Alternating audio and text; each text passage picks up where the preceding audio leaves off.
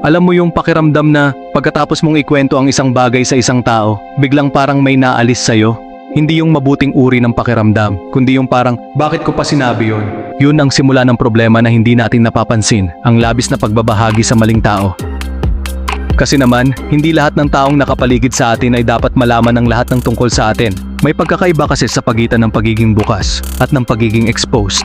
Ang pagiging bukas ay nagbibigay ng koneksyon, pero ang labis na pagiging bukas sa maling tao, doon na unti-unting naubos ang iyong peace, focus at kumpiyansa. At ito yung nakita ng psychology. Ang mga taong emotionally stable, yung mga tao na tila parang hindi matitiinag kahit anong mangyari, isa sa pinakamalakas nilang gawi ay ito. Natututo sila kung ano ang dapat ibahagi at ano ang dapat panatilihing pribado, hindi dahil sila ay nagtatago, kundi dahil pinangangalagaan nila ang kanilang sarili. Kaya ngayon, pag-usapan natin ang 7 bagay na mas magiging mapayapa ang iyong buhay kung ito ay pananatilihing pribado. Hindi ito tungkol sa pagiging lihim. Ito ay tungkol sa pagprotekta ng iyong enerhiya, ng iyong kapayapaan ng isip at ng buhay na gusto mong buuin para sa iyong sarili. Ang iyong susunod na malaking hakbang. Isipin mo na lang ito. Meron kang isang pangarap, isang bagay na matagal mo nang pinag-isipan, at sa sobrang excitement mo, sinabi mo agad sa mga tao sa paligid mo. Pero imbes na suportahan ka, may nagalinlangan, may nagbigay ng hindi mo hiningi na opinyon. At dun na, parang biglang lumamig ang apoy na naramdaman mo kanina.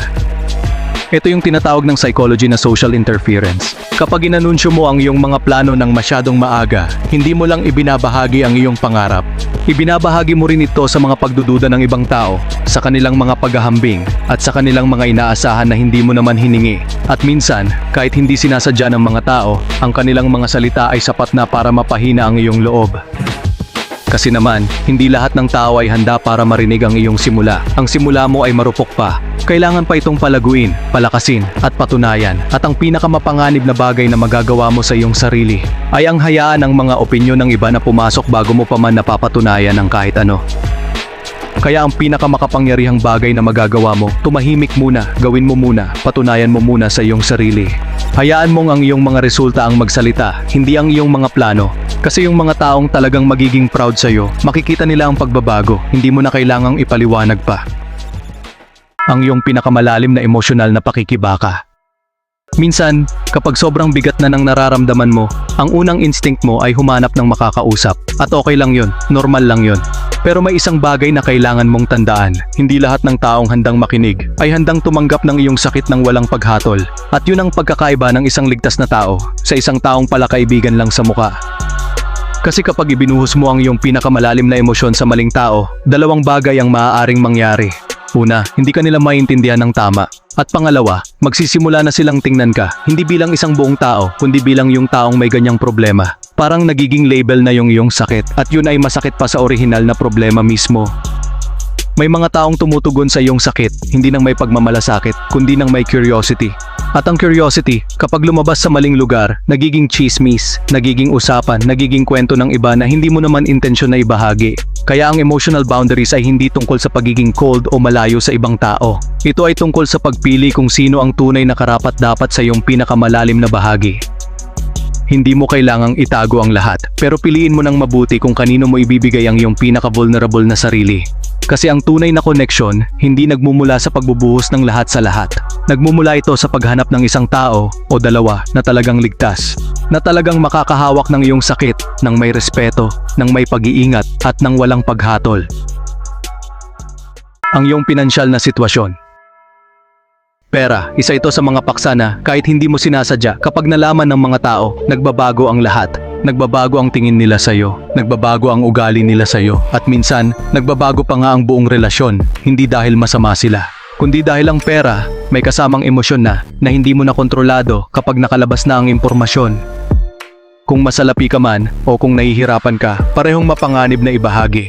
Kapag nalaman nilang marami kang pera, may magsisimulang umasa, may maghahambing, at may tahimik na magiging malayo sa'yo dahil sa inggit na hindi nila aminin. Kapag nalaman naman nilang nahihirapan ka, may magtatrato sa iyo ng may awa, at minsan, yung awa na yun ay mas masakit pa sa problema mismo.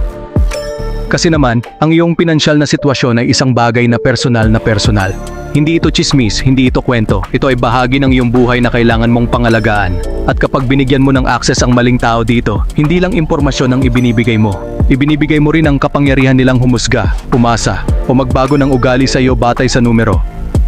Ang privacy pagdating sa pera, hindi ito pagiging lihim, ito ay pagiging matalino. Kasi ang tunay na kapayapaan sa buhay, hindi nagmumula sa pagpapaalam sa lahat ng iyong kalagayan. Nagmumula ito sa pagprotekta ng iyong sarili, mula sa mga inaasahan na hindi mo naman hiningi, at mula sa mga pagbabago ng relasyon na hindi mo naman gustong mangyari. Ang iyong mga mabuting gawa. Meron kang nagawa para sa isang tao, tumulong ka, nagbigay ka, o nandoon ka sa oras na kailangan ka. At natural lang na may bahagi sa iyo na gustong malaman ng iba yun, kasi naman, tao tayo. Gusto nating maramdaman na ang ginagawa natin ay may halaga. Pero dito mismo nagsisimula ang isang bagay na hindi natin agad napapansin. Sinasabi ng psychology na kapag inanunsyo mo ang iyong mga mabuting gawa, ang utak mo ay nakatanggap na ng reward mula sa recognition.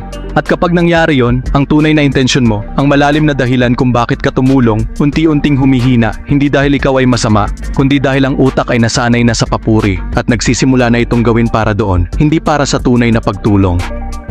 May pagkakaiba sa pagitan ng quiet kindness at ng public kindness. Ang tahimik na kabutihan, yung walang nakakaalam, yung walang nagpo-post, yung walang nagkukwento, yun ang nagtatayo ng tunay na karakter mo. Kasi ginagawa mo yun, hindi para sa tingin ng iba, kundi dahil yun talaga ang nasa puso mo. At yung uri ng kabutihan, hindi ito matatanggal ng kahit sino. Hindi mo kailangang patunayan sa mundo na mabuti kang tao. Ang mga taong mahalaga sa iyo, makikita nila yon, hindi sa iyong mga kwento, kundi sa iyong mga kilos. Kaya hayaan mo na lang na ang iyong kabutihan ay manatiling tahimik. Kasi ang pinakamakapangyarihang uri ng pagtulong ay yung ginagawa mo kahit walang nanonood, kahit walang nagpapasalamat, kahit walang nakakaalam. Ang iyong mga personal na alitan sa tao. Kapag nasaktan ka ng isang tao, ang unang gusto mong gawin ay magsalita. Gustong-gusto mong ikwento sa iba kung ano ang nangyari, kung paano ka nasaktan, at kung bakit ka galit, at maiintindihan mo yon. Kasi kapag masakit ang nararamdaman mo, natural lang na humanap ka ng outlet. Pero dito mismo nagsisimula ang problema na mas lalaki pa kaysa sa orihinal na alitan. Kasi kapag kinuwento mo ang iyong alitan sa maraming tao, bawat isa sa kanila ay magdadagdag ng sariling opinyon, sariling bias, at sariling interpretasyon. At biglang, ang isang bagay na sana ay naayos sa pagitan ninyong dalawa, nagiging mas malaki, mas komplikado, at mas mahirap ng resolbahin. Hindi mo na lang dala ang iyong sakit, dala mo na rin ang sakit ng lahat ng nakinig sa iyo. May mga taong pakikinggan ka, hindi dahil gusto nilang tulungan ka, kundi dahil gusto nilang malaman ang kwento. At kapag nalaman na nila, hindi na kontrolado kung saan pupunta yon, nagiging usapan, nagiging paghahatol. At ang taong pinag-usapan mo, na baka naman ay mahal mo pa rin, biglang naging bida ng isang kwento na hindi mo naman intensyon na ipalaganap. Hindi lahat ng alitan ay kailangan ng audience. Ang ilang bagay, mas magagamot sa tahimik na pag-uusap o sa simpleng katahimikan. Kaya sa susunod na masaktan ka, huminga muna. Piliin mo kung sino talaga ang ligtas na makakausap mo. At tandaan, ang layunin mo ay hindi ang mapag-usapan ng tao. Ang layunin mo ay maayos ang sitwasyon at maprotektahan ang iyong kapayapaan. Ang mga isyu sa pamilya. Ang pamilya, isa ito sa mga pinakakomplikadong bagay sa buhay ng tao. May pagmamahal, may tensyon, may hindi nasasabi, at may mga sugat na matagal nang naroroon. At kapag may nangyaring hindi maganda sa loob ng pamilya, natural lang na gusto mong makausap ang isang tao. Gusto mong maunawaan, gusto mong maramdaman na hindi ka nag-iisa, pero may malaking panganib kapag dinala mo ito sa labas ng pamilya. Kasi ang mga taong nasa labas ng iyong pamilya, hindi nila nakikita ang buong larawan. Nakikita lang nila ang fragment, ang piraso, ang bahagi ng kwento na ibinigay mo sa kanila. At base sa fragment na yon, humahatol na sila. Nagbibigay na sila ng opinyon, nagsasalita na sila tungkol sa mga taong hindi nila talagang kilala at hindi nila talagang nauunawaan. At kapag naging public knowledge na ang mga isyu sa loob ng iyong pamilya, mahirap na itong bawiin. Nagsisimula ng magkaroon ng sariling buhay ang kwento. Ang mga taong pinagkwentuhan mo, may tingin na sila sa iyong pamilya, may paghahatol na, may inaasahan na. At ikaw, nailagay mo na ang iyong pamilya sa isang sitwasyon na hindi mo naman talaga intensyon. Ang mga isyu sa pamilya, kabilang ang mga hindi pagkakaunawaan, ang mga lumang sugat, at ang mga komplikadong relasyon, mas magagamot sa loob ng pamilya mismo. Hindi lahat ay kailangan ng external na opinyon o validation. Kasi sa huli, ikaw at ang iyong pamilya ang mabubuhay sa mga kahihinatnan, hindi ang mga taong nakikinig lang sa labas at humahatol base sa isang panig ng kwento. Ang iyong hinaharap na pagkakakilanlan bago pa ito maging handa. Meron kang vision para sa iyong sarili. Isang version mo na mas magaling, mas matagumpay, mas masaya. At sa sobrang gana mo, sa sobrang saya ng pakiramdam ng bagong simula, gusto mong sabihin sa lahat, magbabago na ako. Magiging successful na ako. Ito na ang bagong ako. Pero may isang bagay na hindi mo agad nakikita kapag ginagawa mo ito. Sinasabi ng psychology na ang pagkakakilanlan ay lumalaki at lumalakas sa pamamagitan ng aksyon, hindi ng deklarasyon.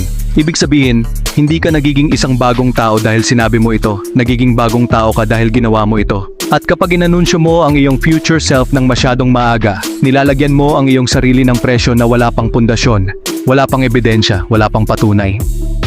At kapag nakita ng mga tao ang puwang sa pagitan ng iyong sinabi at ng iyong ginagawa, nagsisimula ang pagdududa.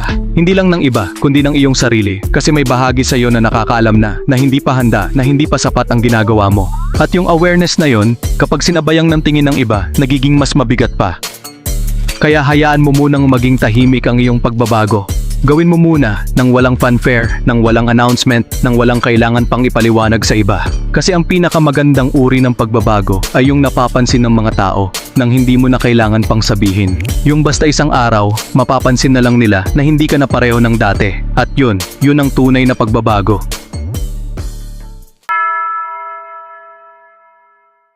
Dumating na tayo sa pinakahuli at gusto kong i-recap natin ang lahat. Hindi para lang maalala mo ang 7 bagay, kundi para maunawaan mo ang mas malalim na dahilan kung bakit ito mahalaga. Ang privacy, hindi ito tungkol sa pagiging lihim, hindi ito tungkol sa pag-iwas sa mga tao. Ito ay tungkol sa isang bagay na mas malalim kaysa doon. Ito ay tungkol sa pagprotekta ng iyong enerhiya. Kasi ang iyong enerhiya, ang iyong focus, ang iyong kapayapaan ng isip, hindi ito walang katapusan. Bawat beses na ibinabahagi mo ang maling bagay sa maling tao, may bahagi ka na nauubos, may bahagi ka na nawawala. At hindi mo palaging nararamdaman agad, pero sa paglipas ng panahon, mararamdaman mo ang kaibahan. Ang mga taong emotionally stable, ang mga taong tila parang may kapayapaan kahit sa gitna ng kaguluhan. Hindi sila ganun dahil perpekto ang buhay nila, ganun sila dahil natututo silang pumili. Pumili kung ano ang ibabahagi, pumili kung sino ang pagbibigyan ng access, at pumili kung aling bahagi ng kanilang buhay ang poprotektahan. At yung kakayahang pumili, yun ang nagbibigay sa kanila ng kontrol sa kanilang sariling buhay.